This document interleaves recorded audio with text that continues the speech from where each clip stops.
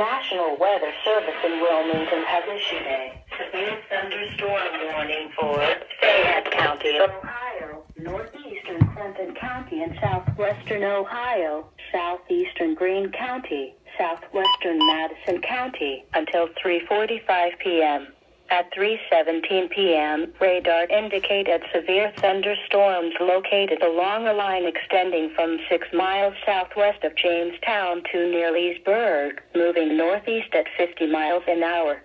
Storm hazards include winds to 60 miles an hour, penny-size hail. Locations impacted include Washington Courthouse, Wilmington, Sabina, Jamestown, Washington, Jeffersonville, Bloomingburg, South Solon, Midway, Bowersville, Port William, Milledgeville, Octa, Gladstone, New Antioch, Jasper Mills, Bell Center, Paintersville, Brook Walter and Interstate 71 at U.S. Route 35.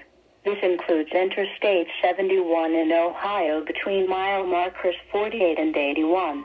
Seek shelter in a sturdy building. Stay away from windows and doors until these storms have passed.